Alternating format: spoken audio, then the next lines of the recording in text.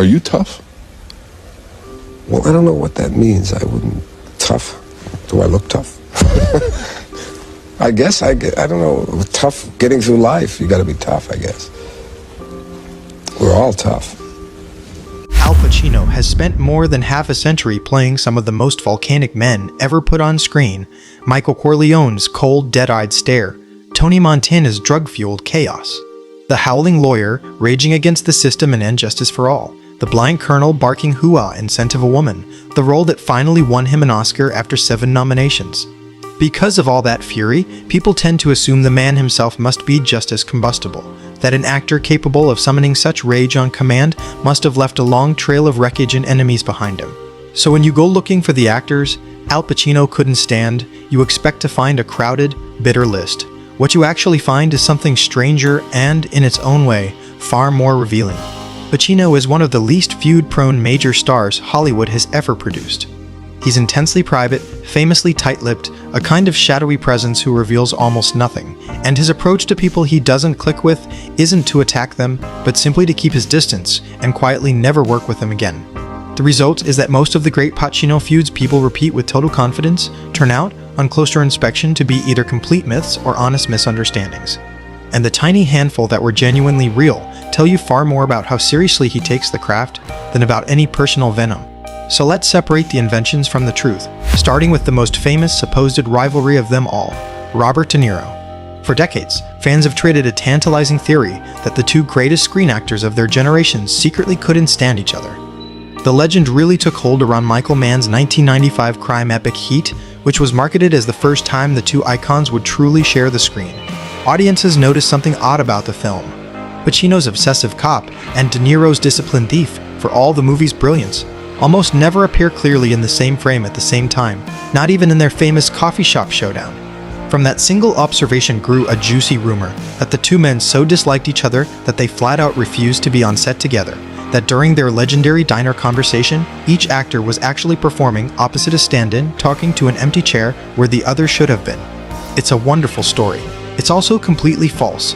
Director Michael Mann put it to rest himself. Years later, in a conversation alongside Christopher Nolan, with both actors sitting right there, where everyone simply laughed the theory off.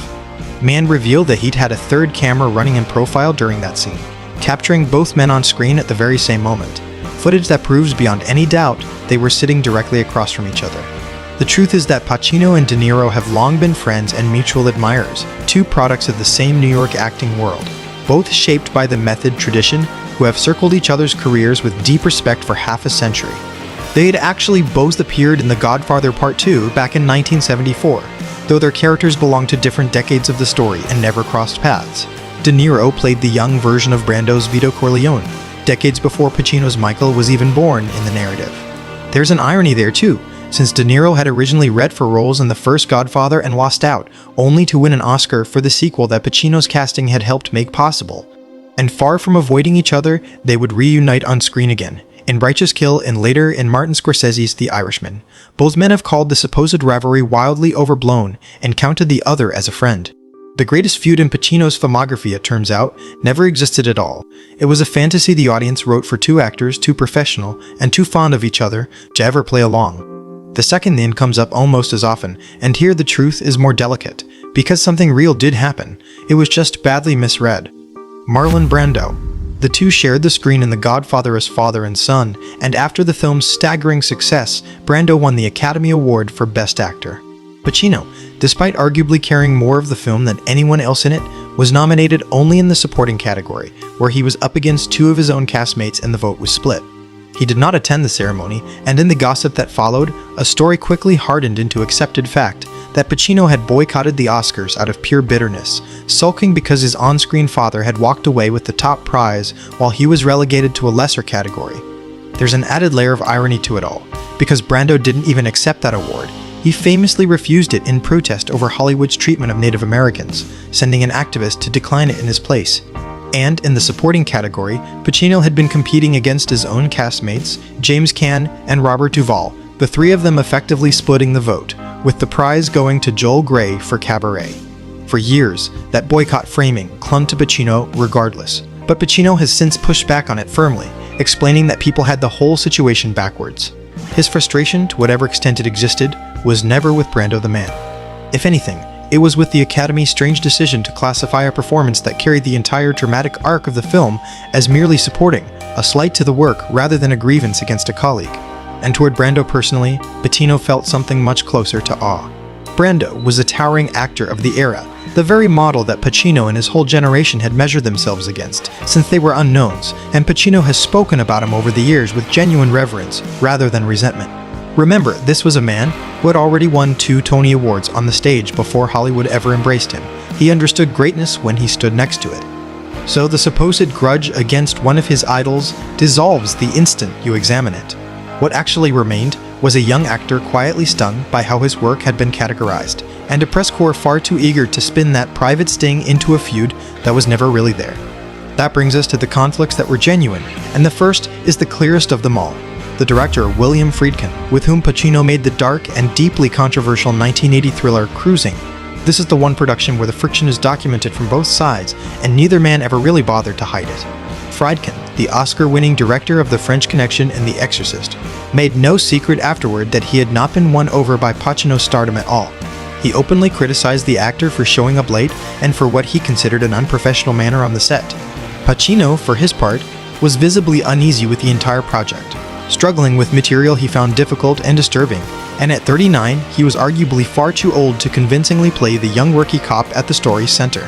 The film, which followed that cop going undercover in New York's gay-letter subculture to hunt a serial killer, drew furious protests throughout production, with demonstrators crowding locations, blowing whistles, even cutting cables to sabotage the shoot, and it raised questions Pacino himself seemed unable to answer about where provocation ended and exploitation began. Friedkin was eventually forced to cut some 40 minutes to escape an X rating, footage now lost. The two men were, by most accounts, simply disgruntled, with each other and with the whole grueling experience. And years later, in his memoir, Pacino didn't pretend otherwise. He described the film as exploitative, and revealed that he had felt guilty enough about the way it portrayed the gay community that he donated his entire salary from it to charity. That's about as close as the famously diplomatic Pacino ever comes to a public admission that a working relationship genuinely went sour. It wasn't a screaming feud. It was something quieter and more honest. Two enormously talented men who never once found a common wavelength on a troubled film that seemed to haunt them both for the rest of their lives. The second genuine grievance is the most fascinating of all, because it's the one and only time Pacino has openly expressed real contempt for a fellow performer, and even then, ever the gentleman, he pointedly refused to name her. The story, which he told himself, concerns a scene he was shooting in which his character was meant to be utterly drained and exhausted. So Pacino was deliberately underplaying it, doing what he described as a kind of rough, deliberately unpolished, going through the motions acting, trusting that his scene partner would meet him there and play along with the moment he was building. Instead, right in the middle of the take, the actress turned to the director and asked, out loud and in front of everyone, whether Pacino was really going to do it that way. For Pacino, that was an unforgivable breach. He has described his sheer disbelief at it, the sense that a fellow professional had shattered the most basic compact between actors, the unspoken agreement that you support your partner inside the scene rather than break it to question them to the director's face. As he memorably put it, if the ball comes over the net, you hit it back. You don't stop and complain that you didn't care for the serve. He said as plainly as he ever says anything that he simply could not work with someone like that. It's a small moment, and we'll almost certainly never learn who the other actor was, because Pacino, even in the act of venting, protected her identity. But it's illuminating precisely because it's so vanishingly rare, the single crack in an otherwise unbroken record of discretion. But it's illuminating precisely because it's so vanishingly rare. The thing that finally cracked Pacino's legendary composure wasn't ego, or top billing, or money, or professional jealousy. It was a violation of the craft itself.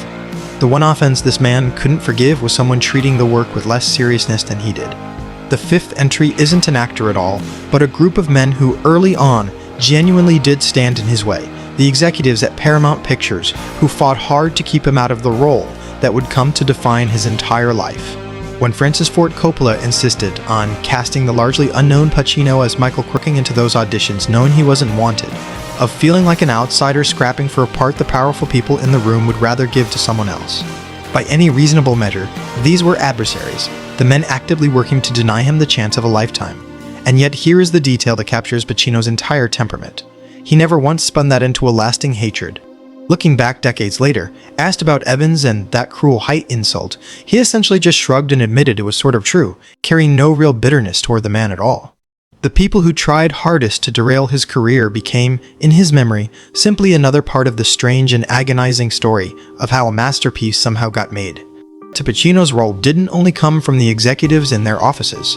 About a week and a half into filming The Godfather, Coppola, the very director who had risked his own job fighting to cast him, pulled Pacino aside and delivered a gut punch.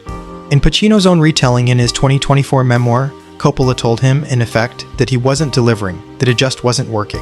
The studio was deeply unhappy with the early footage, unimpressed by the quiet, watchful, deliberately understated way Pacino was choosing to play Michael in the opening stretch of the film, and the rumors that he was about to be fired made every single day on set feel cold and humiliating. Pacino has said that showing up to work feeling unwanted, like an underling waiting to be cut, was an oppressive experience. At one point, he twisted his ankle during a scene and felt a flash of relief, half hoping the injury might give him an excuse to escape the whole ordeal. For a stretch, the man who believed in him most appeared to be losing faith too. What saved him was a single scene, the tense restaurant sequence in which Michael commits his first murder, a moment of coiled, explosive stillness that the schedule was rearranged to capture, and that finally showed the studio exactly what Coppola had seen in him all along. After they watched those dailies, the talk of firing him stopped for good. Now, this whole episode could easily have curdled into lifelong resentment. Instead, something remarkable happened. Pacino has recalled finding Coppola himself in tears on that fraught set, crushed by the pressure bearing down on him from every direction at once, and rather than nursing a grudge against the man who'd nearly fired him, Pacino walked over to comfort him. The tension between them became the foundation of one of the great actor-director partnerships in the history of film, spanning all three Godfather films across nearly 2 decades. It's the perfect inversion of the feud. The relationship that came closest to destroying him became one of the most important and enduring of his entire life. It's worth lingering for a moment on why this matters, because Pacino's intensity has so often been mistaken for difficulty. He is, without question, a demanding presence on a set, a perfectionist who can take an unconventional, roundabout route to a performance, the kind of approach that once frustrated even Coppola.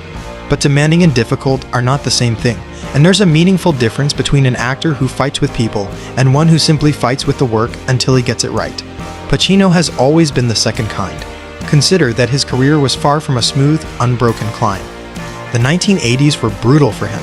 After the cruising debacle and a string of disappointments, his 1985 film Revolution was such a costly failure that he essentially walked away from movies for 4 years, retreating to the stage and wondering whether Hollywood was finished with him.